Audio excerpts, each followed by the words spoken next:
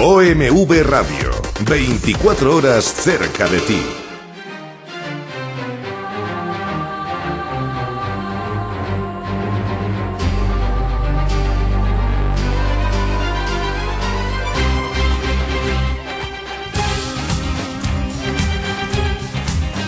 Hola, ¿qué tal amigos de Fauna Política? Yo soy Claudia Reyes. Hoy nos encontramos con el licenciado Nicolás García Granados, vocal ejecutivo de la Junta Distrital número 8, con sede en Tultitlán.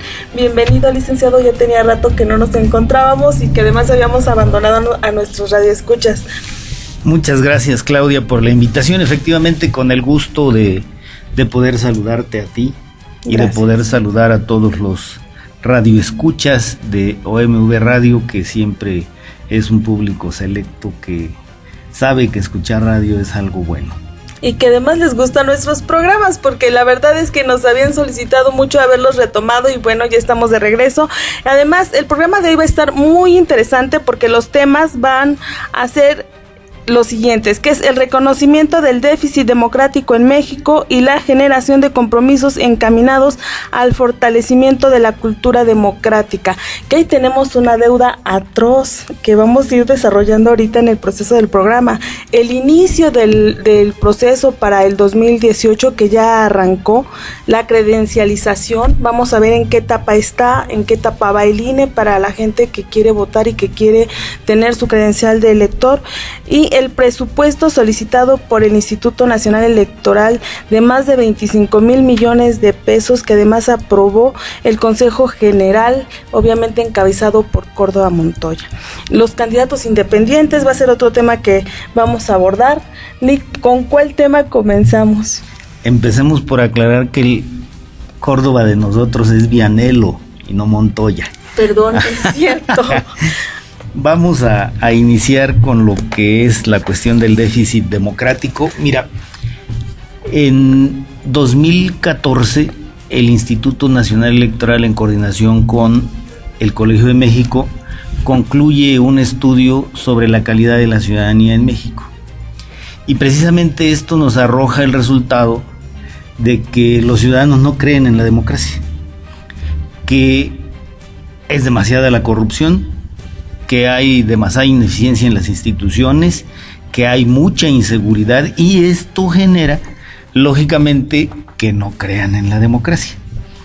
El Instituto Nacional Electoral prepara entonces un documento que se llama Estrategia Nacional de Cultura Cívica. Primero tiene el impacto de que antes, por mandato constitucional y legal, nosotros trabajamos para promover y difundir la educación cívica. Y aquí con el estudio se da cuenta la institución de que más que hablar de educación requerimos un cambio de cultura. Y entonces por eso el nombre. Y esta en cívica, que es como se le conoce, obliga a que en cada uno de los 300 distritos del país y en cada entidad federativa, las juntas locales, lleven a cabo mesas de diálogo. En esas mesas de diálogo nosotros la hicimos en la Universidad Politécnica del Valle de México, que está acá en Tultitlán, y asistieron 9 personas y un moderador, y de estos protagonistas de la sociedad que asistieron, estuvo el representante del PRD, estuvo un representante de Nueva Alianza como parte de los partidos, estuvo la Comisión Estatal de Derechos Humanos, 2 estudiantes muy jóvenes y muy propositivos también, y encontramos en las conclusiones que lo que falta en Tultitlán es seguridad, y consideran ellos que hay demasiada impunidad, que si lo vemos, yo quizá lo tomaría como que hay demasiada corrupción. Esto es, la impunidad significa que alguien comete un delito, alguien comete un abuso y no hay un castigo, sino que por aquello de que va y da algo, ya no hay una sanción e inclusive ni siquiera se llega a tener una denuncia. Eso es lo que arroja esa mesa de diálogo, y lógicamente nos deja con esta insatisfacción de que efectivamente no descubrieron nada nuevo. Y recordemos que además Tultitlán hace aproximadamente 3 periodos administrativos atrás tenía el primer lugar en corrupción, efectivamente. De su policía. De su policía local. Entonces es un municipio con ese problema que ha venido arrastrando y que hace 9 años no han podido pues resolver, porque sigue exactamente igual.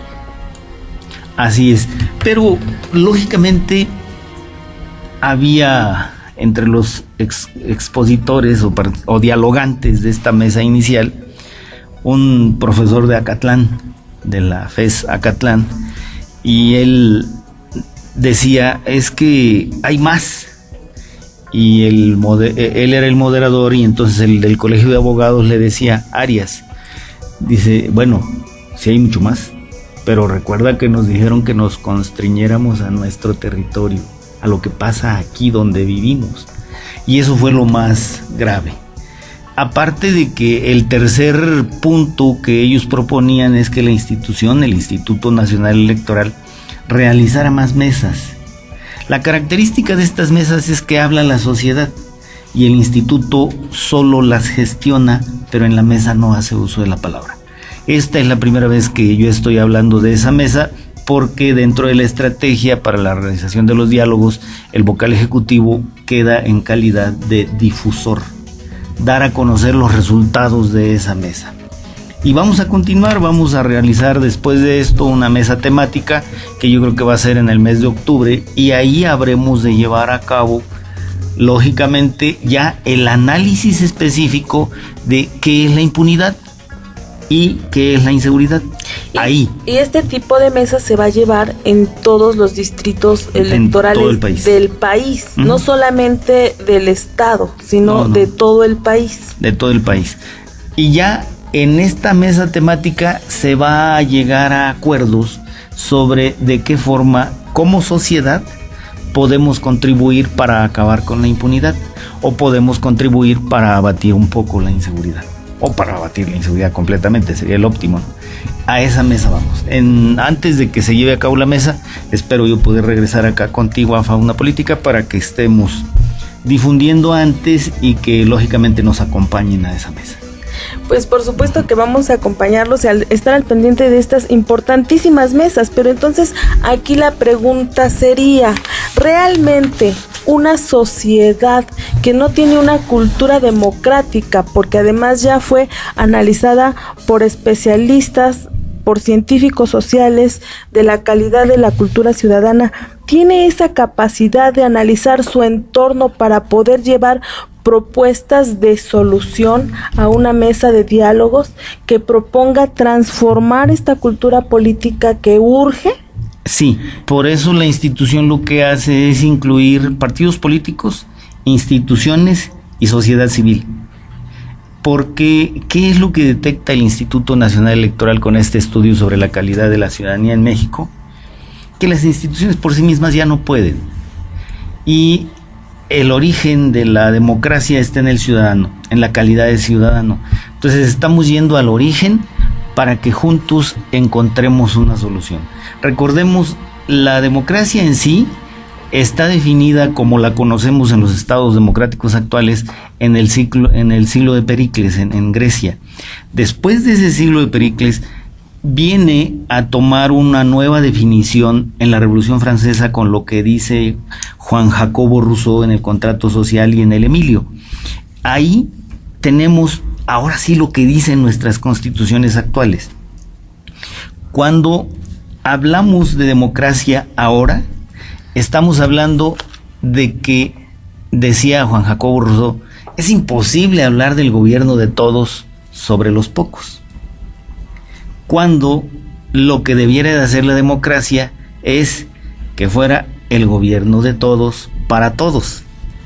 Pero cuando entramos a la democracia representativa, eso se convierte en un verdadero problema, porque caemos en lo que viene a decir la frase de Michelangelo Bovero después, que dice que el problema es lograr que el gobernante haga lo que debe de hacer y no lo que quiera hacer con el poder.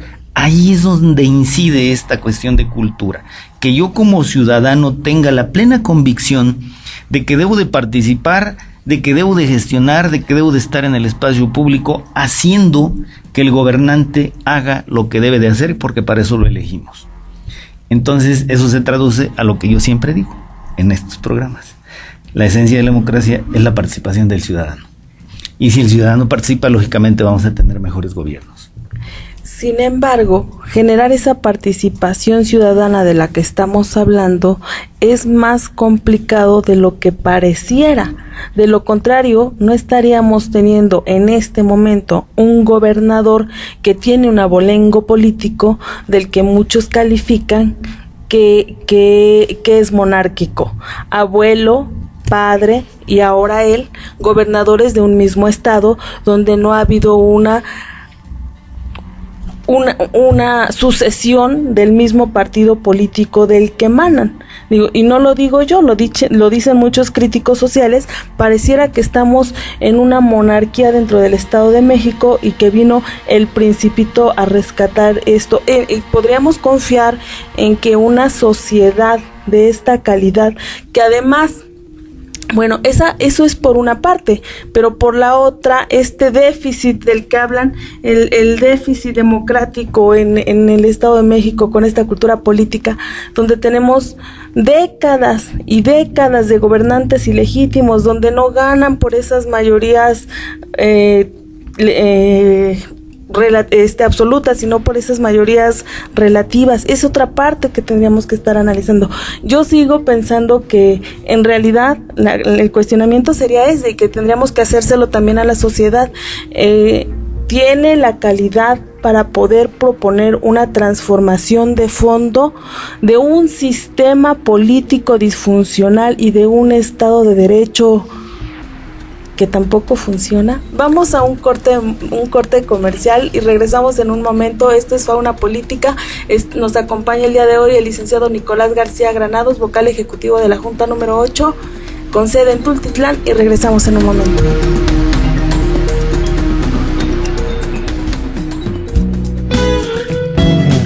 Hola, soy el maestro José Luis Martínez. Somos Centro de Ayuda Psicológica Comunitaria. Brindamos apoyo en el área de salud mental. Contamos con terapia individual, pareja, familiar y conferencias. Estamos ubicados en Avenida Morelos, número 64, Colonia San Cristóbal Centro, Ecatepec. Contáctanos en Facebook, Centro de Ayuda Psicológica Comunitaria, o a los teléfonos 8636-6071 o 6311-7146. Centro de Ayuda Psicológica Comunitaria. Bienestar al alcance de todos. Un caballito de mar. Una hada. Un pensamiento. Mi signo zodiacal. Una estrella. Un pez. El universo. Un tigre. Africa Canvas Tattoo. Obras de arte en tu piel que hablan de ti. Africa Canvas Tattoo. Búscanos en Facebook. Africa Canvas Tattoo. Ok, amigos de Fauna Política, regresamos y estábamos en esta parte de cuestionar la calidad de la ciudadanía y la sociedad como para ejercer las propuestas o definir las propuestas para una transformación de un sistema de gobierno disfuncional y un Estado de Derecho fallido. Bueno, lo que comentabas respecto al gobernante nieto de un gobernador e hijo de un gobernador, solamente te diría, yo desde mi postura institucional no pongo nombres, únicamente te diría, el Estado democrático lo que requiere son gobernantes eficientes. Si el personaje es hijo, nieto, bisnieto, tataranieto o chosno de otro gobernante, no importa, que sea eficiente y que haga lo que debe de hacer. Eso es lo que está buscando la cultura democrática en Cívica, la Estrategia Nacional de Cultura Cívica, primero originada por el estudio sobre la calidad de la ciudadanía en México. Que el gobernante tenga la capacidad real de gobernar. ¿Qué es lo que tenemos en la actualidad? Tenemos ejemplos de falta de capacidad para gobernar y de algo muy raro, ¿verdad? La corrupción auspiciada por el propio gobernante, que son los casos recientes de los gobernadores, exgobernadores priistas, el Duarte de Veracruz, el Duarte de Chihuahua, Borge en la península y también Padres en Chihuahua. Y creo que hablar de los partidos políticos que han sido gobierno, si lo llevamos a nivel municipal, igual podríamos hablar de presidentes municipales de cualquier color, que tienen los mismos problemas de que desde dentro de los propios gobiernos municipales se auspicia esa corrupción. Inclusive acaba de pasar algo que a mí me preocupa, lo de las universidades. Las universidades que simulan obra y que lo hacen con Pemex. O sea, lo hacen con empresas fantasmas con que no empresas, existen. O bien con las propias universidades que dicen que hacen el trabajo, no lo hacen. Y bueno, ¿qué es lo mejor que pudiera pasar? Que en esa simulación de obra, el dinero que efectivamente se le está dando a esa universidad ingrese a las arcas de la institución. Peor sería el segundo supuesto de que solo se simula y el directivo de esa institución educativa se deja el dinero. ¿Por qué me preocupa? Porque si tú ves en las encuestas que se hacen sobre la credibilidad, nuestras instituciones educativas, llámese UNAM o Poli, las más representativas, aparecen como instituciones en las que la gente todavía cree. Claro, de hecho. Y tienen calidad, y tienen una gran calidad educativa, y entonces con este tema de ahora, de que la corrupción ya llegó ahí, ¿a dónde vamos?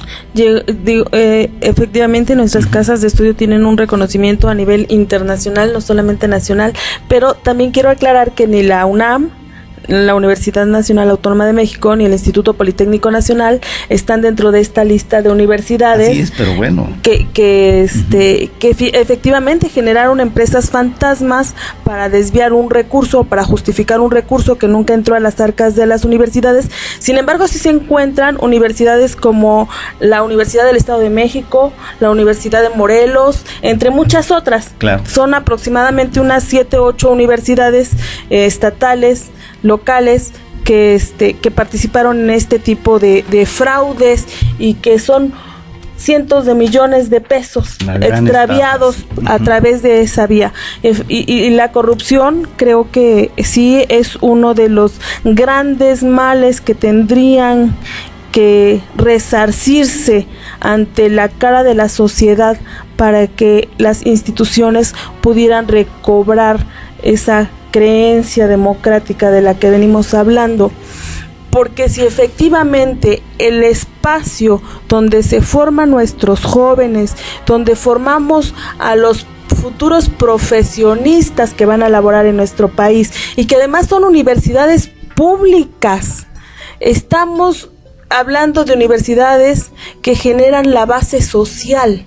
Si la corrupción ya entró ahí, difícilmente a través de estos talleres que el Instituto Nacional Electoral y de este gran esfuerzo que pudieran hacer ustedes, se va a poder transformar un sistema. Así es, yo quiero creer que sí tenemos salvación y que precisamente por eso la institución dice regresemos al origen. Y entonces, ¿qué vamos a hacer? ¿El origen de la corrupción está en la institución? Pero a lo mejor también ese origen de la corrupción está en mí como ciudadano, porque si el servidor público pide, yo tengo la obligación de denunciar, pero también cuando yo como servidor, como ciudadano ofrezco, estoy contribuyendo a esa corrupción. Y lo más clásico, ¿no? Voy, me paso el alto, semáforo, y es que se me hace tarde y tengo que llegar, pues le doy los 100 pesos a la gente de tránsito y avanzo. Eso es por eso es generar cultura, saber que eso no lo debo de hacer, porque cuando yo no alimento a ese elemento de tránsito, estoy haciendo que esa cadena de corrupción se detenga. Si estoy tramitando un permiso para construir, para poner un negocio, y me piden algo, pareciera que las propias instituciones protegen esa corrupción cuando sacan una normatividad en la que dice, ya la grabación no cuenta, ¿no? Ni la de video, porque no es una evidencia plena. Bueno, hay que buscar alguna forma de hacer que el servidor público caiga para que podamos hacer la denuncia y el servidor público se vaya a la cárcel o a su casa de menos. Entonces sí está en nosotros, por eso se involucra partidos políticos, instituciones y ciudadanos, porque juntos creemos que sí pueden resolver el problema de la corrupción. Juntos los principales actores sociales que están vigentes se pueden resolver la corrupción. Yo creo que los ingredientes de esta receta tendrían que ser otros y desde otra perspectiva. Los partidos políticos están en una crisis. Hay crisis de credibilidad en las instituciones como partidos políticos. La gente no cree en ellos. Las instituciones, obviamente, como parte igual que los partidos políticos, incluso el mismo sistema ha degradado las instituciones, y hablamos de que ha permitido imponer programas desinstitucionalizados para resolver problemas básicos como la salud pública, y un ejemplo muy claro de ellos es el programa de oportunidades, que cuando a alguno de los gobernantes se le ocurra desaparecer el programa, ese ya no existe, y toda la gente que se beneficia a través de este programa de salud se queda en el olvido, desprotegida y sin ninguna vía que proteja su salud. Está desinstitucionalizando ese programa. Si el mismo sistema trabaja para la falta de credibilidad en las instituciones, ¿cómo podemos hablar de eso? Tercero, tenemos una mala calidad de la ciudadanía. El mismo INE, a través de esta investigación que hizo, lo está confirmando y lo está detectando. ¿Cómo entonces con estos ingredientes podemos empezar a transformar nuestro país y nuestra cultura política?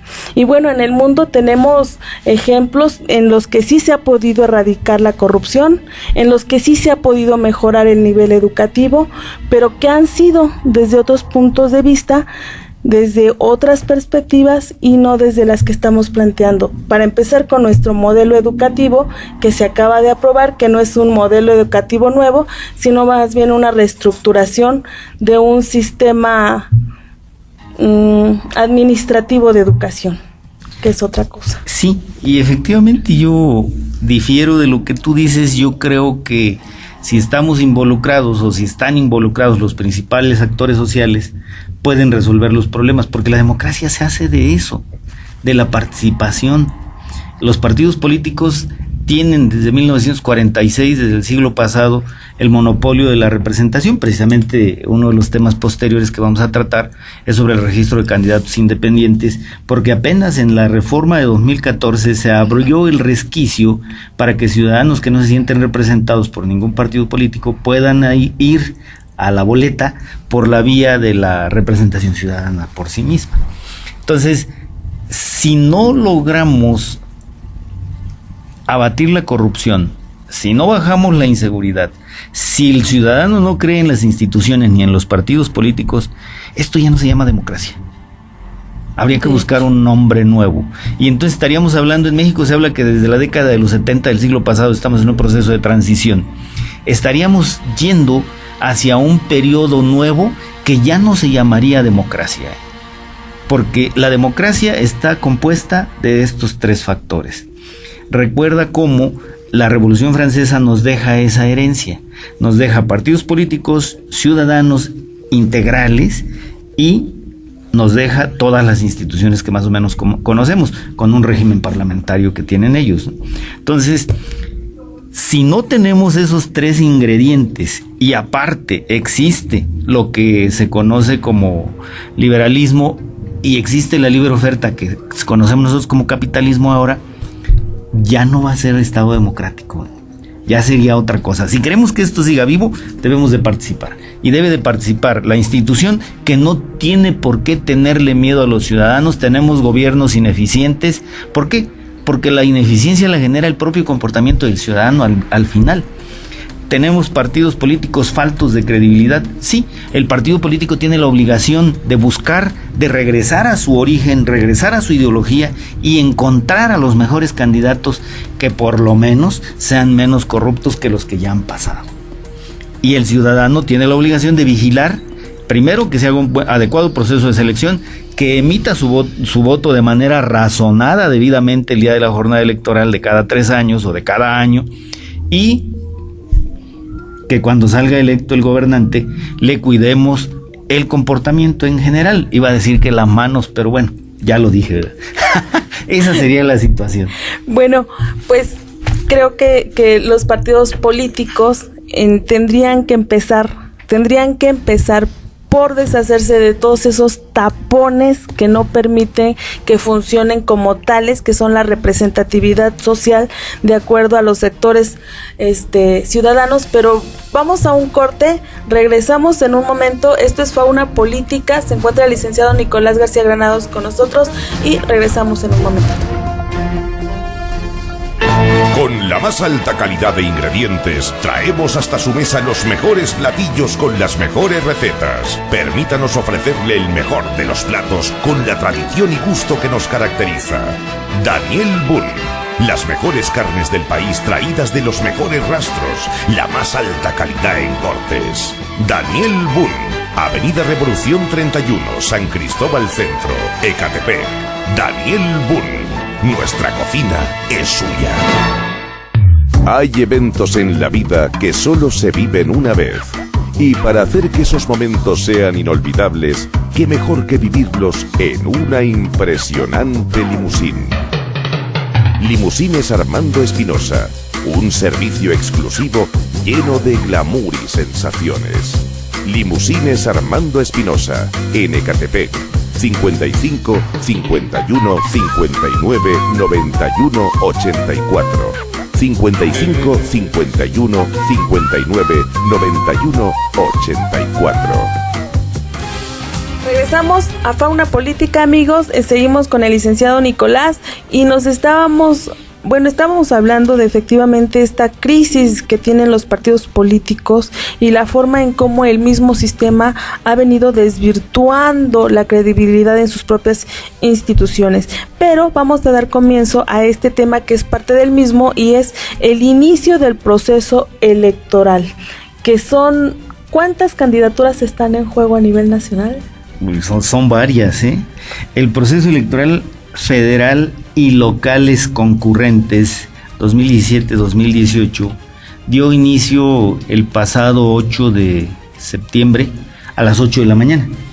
Es algo muy significativo que había que narrar y lo pueden ver en la página de la institución.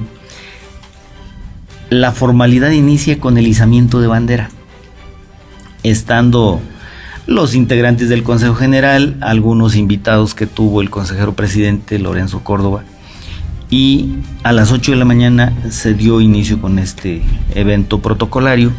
Posteriormente se llevó a cabo la sesión extraordinaria del Consejo General y con ello dio inicio el proceso electoral en su formalidad para renovar 3.408 cargos de elección popular en todo el país. De estos 3.408 cargos, uno es el presidente de la República, para cuestiones de género, la presidencia de la República. Luego sigue toda la Cámara de Senadores, o las senadurías, son 128, las diputaciones federales, que son 200 de representación proporcional y 300 de mayoría relativa, elección de gobernadores en 9 estados, Chiapas, Guanajuato, Jalisco, Morelos, Puebla, Yucatán, Veracruz y Michoacán, y el jefe de gobierno de la Ciudad de México.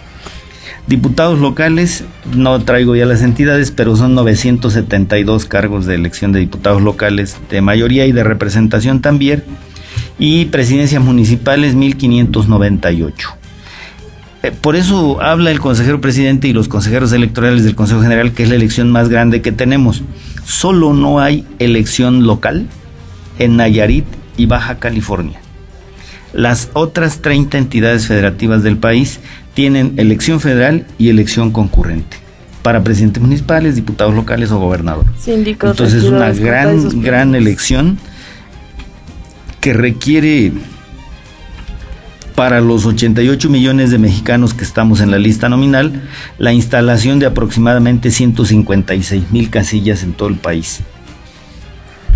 para instalar esas 156,000 casillas en todo el país, vamos a sortear o a insacular al 13% de los ciudadanos, que son aproximadamente 12 millones de ciudadanos, que van a ser nuestro universo para de ahí tener el ejército de capacitadores y supervisores que van a visitar todos los domicilios y tener las mesas directivas de casilla. Lógicamente, todavía no sabemos cuántos funcionarios va a tener cada casilla, porque está corriendo el tiempo y si hay alguna propuesta de consulta popular, la casilla se puede ir a 9 funcionarios de casilla. Pero si no hay consulta popular, son 7 funcionarios de casilla y solo funcionará la mesa directiva de casilla con 5. Presidente, secretario, primero, segundo y tercer escrutador. Presidente, secretario, primero y segundo escrutador. Son 7. La fecha de la elección ya la sabemos, es el 1 de julio. El 1 de julio. ¿Por qué es el 1 de julio? Ya la reforma de 2014 determina que la elección sea el primer domingo de junio, pero el presidente que está en funciones concluye su mandato el último día de noviembre de 2018. Y entonces, para evitar ese interregno de presidente electo y presidente en funciones más largo, es que se hace la elección por única ocasión, ya de acuerdo a lo que dice el artículo 41 constitucional y el segundo transitorio de esa reforma. Por única ocasión la jornada electoral va a ser el 1 de julio. Ya después de esto, si esa reforma no se modifica, siempre la elección será el primer domingo de junio.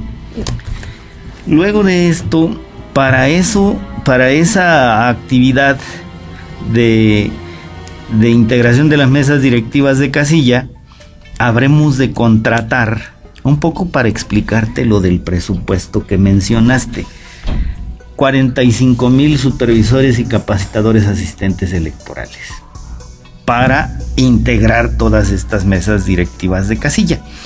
Efectivamente son aproximadamente 25,000 millones de pesos lo que está pidiendo de anteproyecto de presupuesto que envió ya el Consejo General a través del Secretario Ejecutivo al Congreso, que se envía a través del Poder Ejecutivo Federal.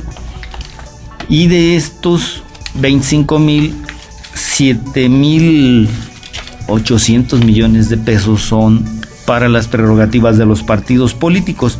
Entonces a la institución le quedan 17,000 y fracción de millones de pesos para su funcionamiento. 18,226 millones de pesos para gastos de operaciones, incluida la organización de los procesos electorales del siguiente año. Le bajaron, ¿no? Y 6,778 millones de pesos para partidos políticos. Por ahí quedó. Esto todavía no es definitivo. La única cifra definitiva es la de los partidos políticos. Que los partidos políticos, esos son obligatorios, los define la Constitución y la LEGIPE, y esos no se pueden cambiar, esos van a salir, y es posible que castiguen a la institución. Ojalá el Congreso no lo haga, yo trabajo en ella, y me parece que sí es necesario contar con todo ese dinero, porque definitivamente pueden decir, o podemos decir, que nuestra democracia es cara, pero realmente el Instituto Nacional Electoral es una institución ciudadana. Si te das cuenta de lo que mencionamos, el día más importante de esta institución es el día de la jornada electoral, y el día de la jornada electoral no es nuestra. Quienes la integran y quienes hacen la institución, quienes reciben la votación, es el ciudadano común, el ciudadano de a pie. A la institución solo le corresponde invitar a ese ciudadano para que cumpla con su responsabilidad cívica, y para eso se requiere mucha gente.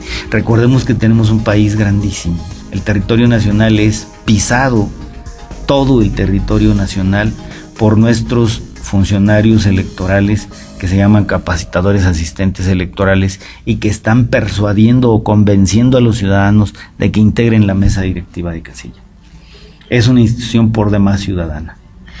¿Cómo convencer a estos ciudadanos de que apoyen al Instituto Nacional Electoral y les cambiamos este chip de participación para que tengan el interés en la cosa pública, en que efectivamente este tipo de eventos, de este incluso este evento que lo llaman como una elección histórica en este momento, precisamente por todos los cargos que están en juego de Renovación Popular, tienen una importancia a priori porque al final del día perjudica sus formas de vida. Cómo el INE trabaja esta parte, ya nos platicaban de los talleres, pero hacer conciencia de esta cantidad de números, de esta cantidad de cargos y de esta cantidad de dineros, ¿cómo hacemos conciencia que tienen que hacerla valer? Porque finalmente son ellos quien la pagan. Hablábamos hace rato de que si no participamos, no estaríamos ya hablando de democracia. Y yo te puedo decir, de Sonora a Yucatán, todos los mexicanos algo de demócratas tenemos. Y en todo el país se integran las mesas directivas de casilla. Y siempre, si ves, por ejemplo, el 13% que vamos a tomar para insacular a esa porción de ciudadanos, el 13% es muy amplio, porque para integrar 155,000 casillas no requerimos los 12 millones que vamos a sortear, pero es con el propósito de encontrar de entre esos 12 millones a los que sí tienen interés, a los que sí son responsables. La característica de nuestra Constitución es que no hace o no pone esta obligación como coercitiva, sino que la deja como potestativa. Y esto no es algo que nos cause problema ni siquiera decirlo como institución. El ciudadano, cuando recibe la invitación para ser funcionario de casilla, tiene todo el derecho de poder decir que no. ¿Cuál es la condición que les pondría yo? Digan que no con una causa justificada y con un razonamiento válido. Y no le digamos que no a nuestro país y no le digamos que no al Instituto Nacional Electoral solo por flojera, solo por falta de responsabilidad o solo porque puede más la necesidad o la posibilidad de mi afición de ver algún evento deportivo. Me parece que es más importante participar y ser la máxima autoridad electoral ese día y tener el honor de recibir los votos de mis vecinos o de mis conciudadanos y poder dar fe de que efectivamente los votos están en la urna, están contados y verificados por mí como funcionario de casilla, de que así están y de que eso es la voluntad popular. Eso es lo que tutela el Instituto Nacional Electoral, el respeto de la voluntad popular. Pero la voluntad popular surge del propio ciudadano, y si el ciudadano no quiere participar de ella, pues sí decirle, pareciera que no es ciudadano de un Estado democrático y que estaría esperando que llegara cualquier dictador para tomar las decisiones que él no quiere tomar. Entonces, para evitar eso hay que participar. Que tienen que estar al pendiente de la soberanía nacional, porque en ellos es donde radica. Pero tienen dos enemigos, el Instituto Nacional Electoral, con este presupuesto de más de 25,000 millones de pesos. La Diócesis Primada de México, que declaró que era exorbitante y exagerada la cantidad que ustedes estaban pidiendo, o que el Instituto Nacional Electoral está pidiendo para este megaproceso histórico, y Andrés Manuel López Obrador, que dice que las instituciones electorales están al servicio de la mafia del poder. Vamos a un corte y regresamos, amigos. Esto es Fauna Política. Yo soy Claudia Reyes y regresamos en un momentito. Arroz con camarones, a la marinera o malecón, paella valenciana, parrillada de mariscos, brocheta de camarón al gratín, pulpa de jaiba montada en su concha y sazonadas con ajo, cebolla, chile cuaresmeño, jitomate, perejil y vino blanco. Pulpo en su tinta, a la plancha, al ajillo, mojo de ajo o veracruzana. Y los pescados de las especies más finas y selectas del Golfo, mojarras, róbalos y guachinango rellenos de marisco. Y en carnes, arrachera, pecho de ternera, cochinita pibil cocinada al horno de piedra. Algo así solo lo encontrarás en el restaurante El Maleconero. Todo ello amenizado con la mejor música y actuaciones en vivo. Restaurante El Maleconero, Avenida Revolución 31, San Cristóbal Centro, Ecatepec. ¿Quieres aprender a bailar? Somos la mejor opción. Instituto de Danza Other Side. Contamos con excelentes maestros y clases para ti.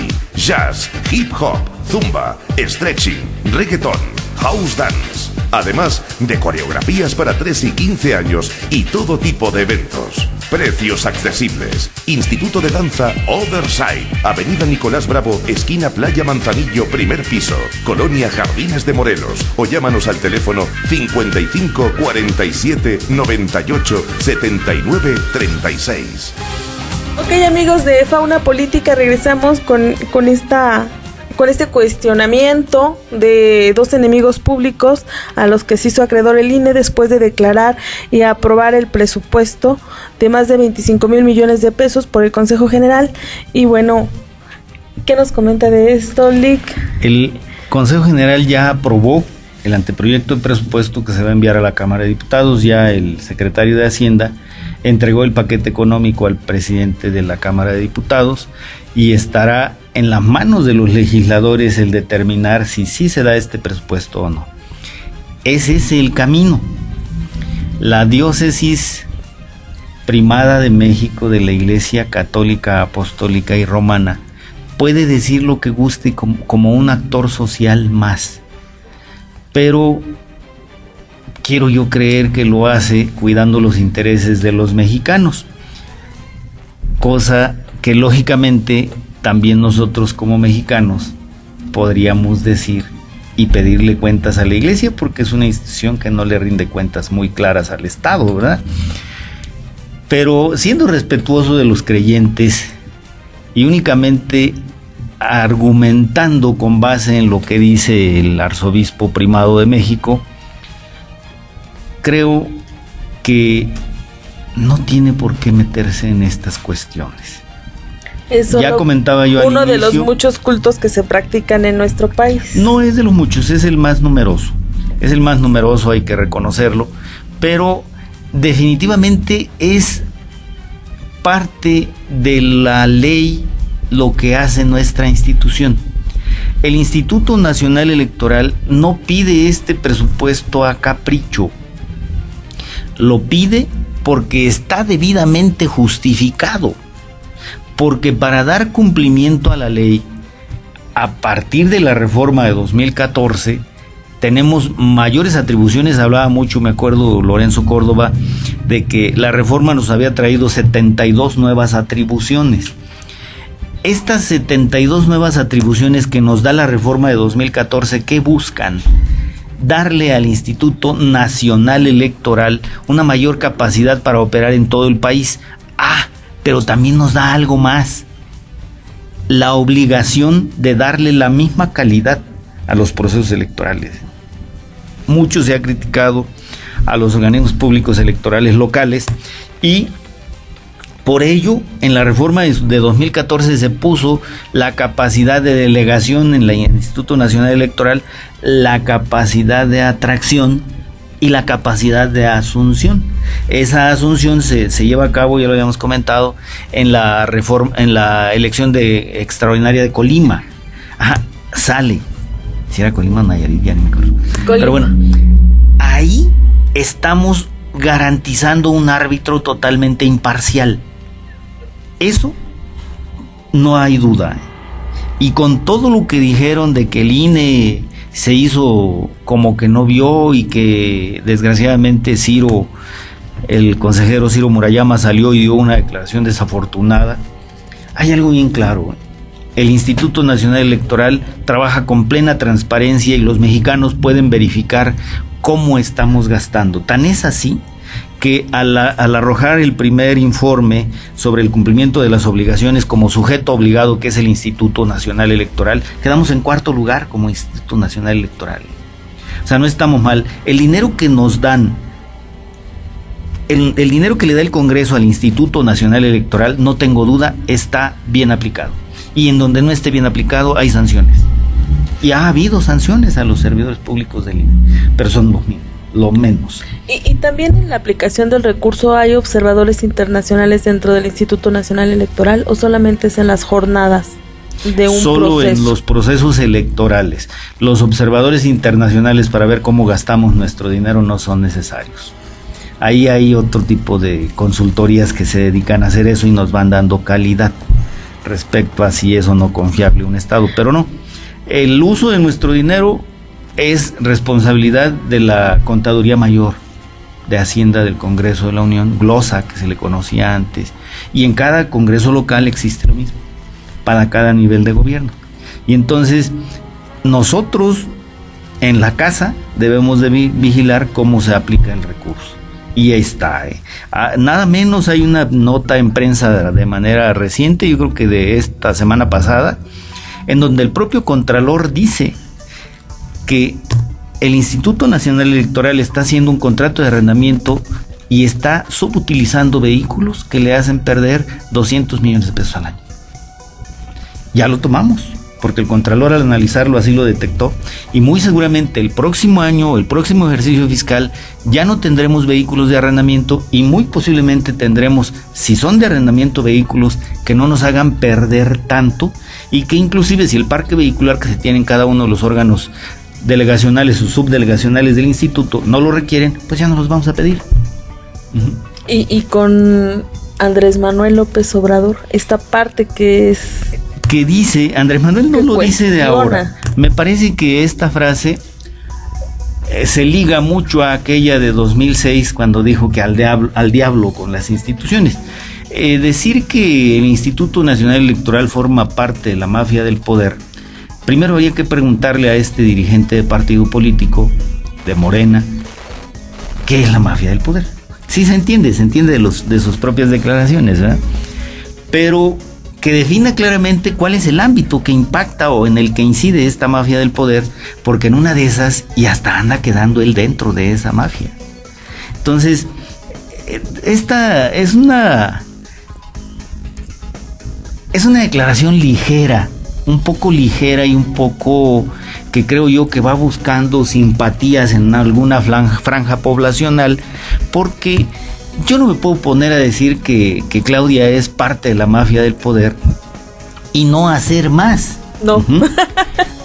Solo decirlo es un poco siendo yo muy legalista, decir, bueno, si dices, pruébalo.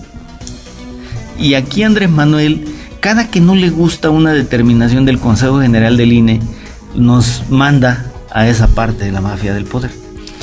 Tenemos claro, la designación de los integrantes del Consejo General se vició y nos han criticado muchísimo porque se supone que en el Congreso los consejeros electorales y el propio consejero presidente se designan por cuotas de partido. Pero, señoras y señores mexicanos y de todo el mundo, si no inicia el ciudadano verificando o acercándose a los partidos políticos, ¿cómo se va a interesar de la cosa pública? Hay formas, pero son las menos. ¿Qué hago yo cuando estudio una licenciatura en ciencias sociales?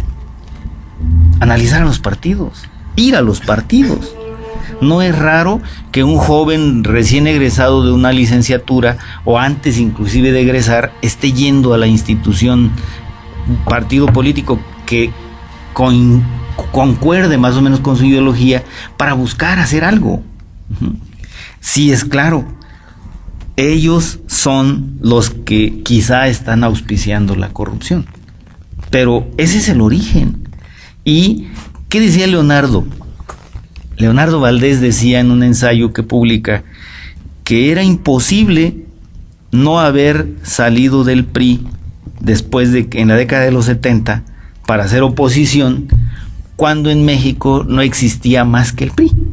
Entonces era tener un proceso de partición en el que se fueran los que no estaban de acuerdo ya con lo que se pensaba en casa, y entonces esos salieron, y ese es el origen del opositor que me parece a mí con la mayor autoridad moral que ha tenido México, que es Cuauhtémoc Cárdenas. Cuauhtémoc Cárdenas. Porfirio ha perdido cierta seriedad al estar cambiando tanto de partido, pero también es un hombre muy importante que fue dirigente nacional del PRI y que fue dirigente nacional del PRD. Entonces, es un líder que hace política y la hace desde el frente en el que en ese momento está. Aquí, cuando estamos hablando de la mafia del poder, pues yo considero que es una declaración muy a la ligera, porque cuando tenga elementos que los dé. Y hay elementos, y la Ley General de Instituciones y Procedimientos Electorales dice claramente, si es consejero electoral y no cumple con lo que dice la ley, pues hagámosle juicio. Y el Congreso lo va a destituir.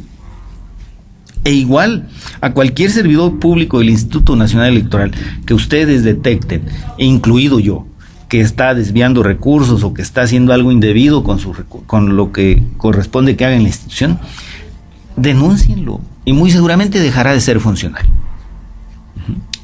Muy bien, bueno, pues López Obrador creo que se ha metido a todas las discusiones posibles para estar en la boca de todos y es una bola de promoción en la que se ha orquestado, pero pues es cierto, decía incluso el presidente del Comité Municipal del PRI aquí en Ecatepec, que había encontrado el enemigo perfecto, que chocó el carro de tamales, bueno, es culpa de la mafia del poder, que se tropezó la que vende lotes, bueno, es culpa de la mafia. Creo que sí es un poco esa parte que no tiene un fundamento real en cuanto a que pues tendría que ya estar evidentemente denunciando o haciendo todas las denuncias que está comentando y no hay las pruebas necesarias o no tiene los elementos necesarios para poder procesar este tipo de responsabilidades de las que acusa. Vamos con la credencialización, las candidaturas independientes y la credencialización. Las candidaturas independientes me parece que sigue siendo un fenómeno muy nuevo, que yo insisto, estas figuras que tratan de competir y transformar este sistema del que venimos hablando es muy desventajoso en cuanto a recursos, en cuanto a representatividad, en cuanto a muchísimas cosas, pero hacen ese esfuerzo y han logrado registrarse. En el proceso anterior ya hubo candidatos independientes. Con todas estas cosas que tienen en contra, hemos tenido candidaturas independientes. ¿Cómo vienen en este proceso? ¿Qué les augura el Instituto Nacional Electoral? ¿De qué se trata y en qué van? Mira, antes de hablar de las candidaturas independientes, te diría, mencionaste hace rato los visitantes extranjeros o observadores extranjeros, decías tú. Precisamente comentar, para la acreditación de observadores electorales ya inició la vigencia. Y ya pueden los ciudadanos mexicanos que así lo deseen acreditarse o solicitar su acreditación como observadores electorales en los consejos locales y distritales del Instituto Nacional Electoral. Todavía no se instalan, pero ya se pueden recibir las solicitudes. ¿Quién paga los viáticos de estos observadores? Nadie, no hay apoyo por parte del Instituto Nacional Electoral. Quien les diga que el Instituto Nacional les va a dar un apoyo los está engañando. Vienen por cuenta propia. Así es interés del propio ciudadano por participar y vigilar de manera más específica el desarrollo de la elección. Y otro punto muy importante para esta grande elección que viene es el voto de los mexicanos en el extranjero. La reforma de 2014 permite que podamos credencializar a los mexicanos que no están en el país.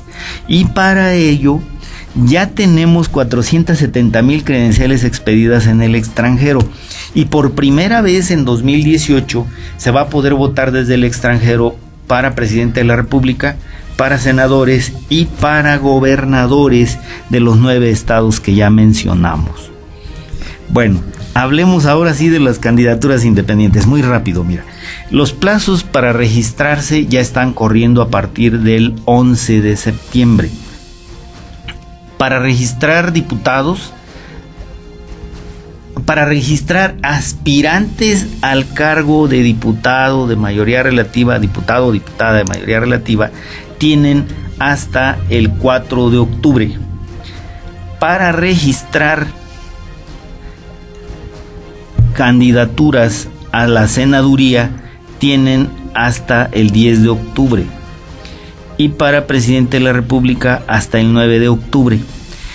Y en estas fechas que concluye el registro para verificar que el ciudadano independiente reúne los requisitos para poder ser postulado o para buscar las firmas de apoyo, para presidente de la República va a tener 120 días que corren del 9 de octubre al 6 de febrero.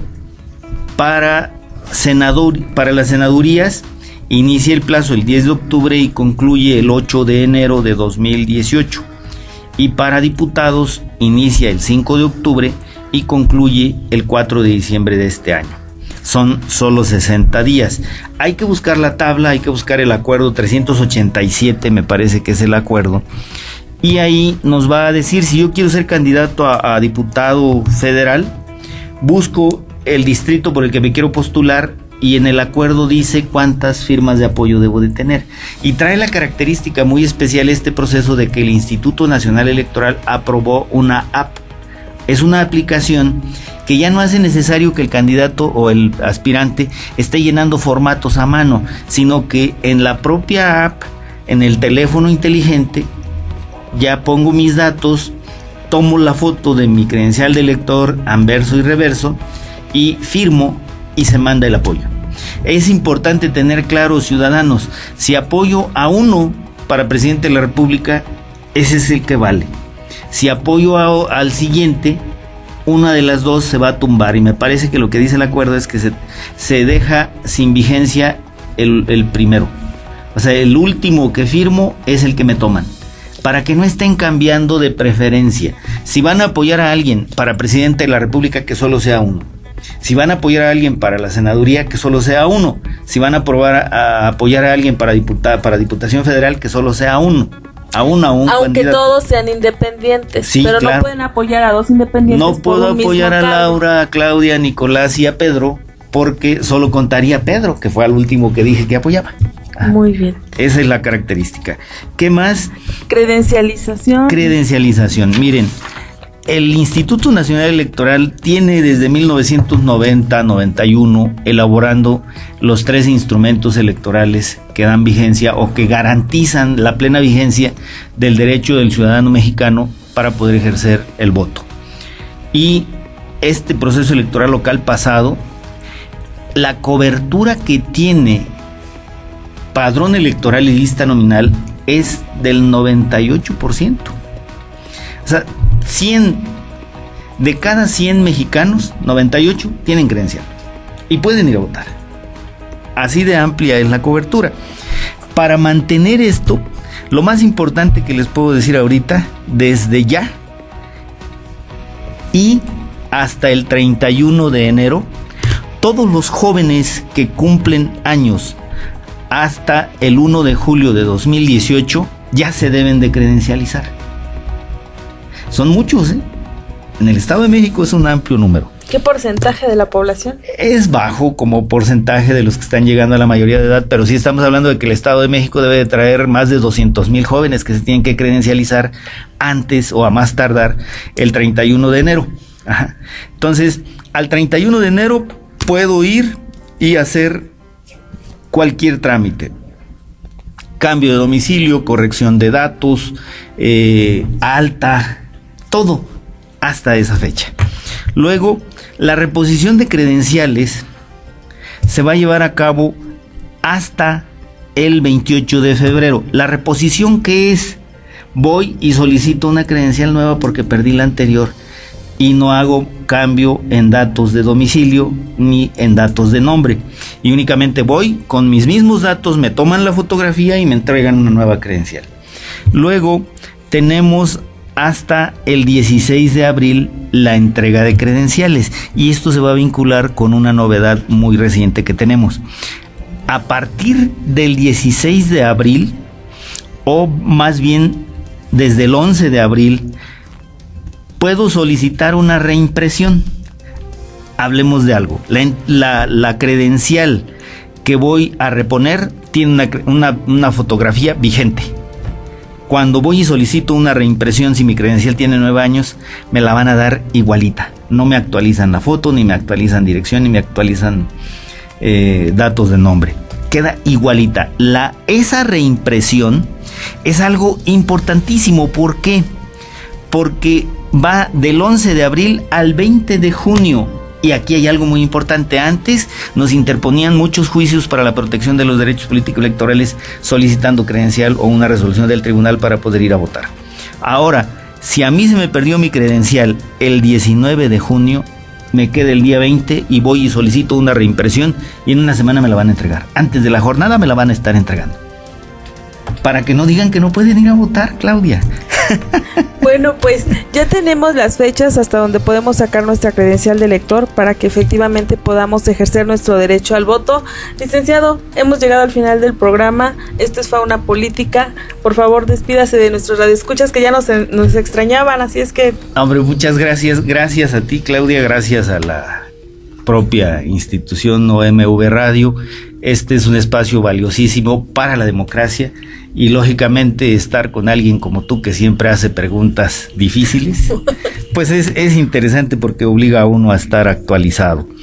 Gracias a los radioescuchas, lógicamente, porque esta parte de diálogo que tenemos en la radio es lo que hace que tengamos información valiosa que nos permita la toma de decisiones más adecuada. Muchas gracias y nos vemos la próxima. Así es, amigos de OMV Radio, yo soy Claudia Reyes, esto fue Fauna Política y le agradecemos a Ángel Tor que nos haya abierto el espacio para retomar este programa. Nos escuchamos y nos vemos el próximo programa.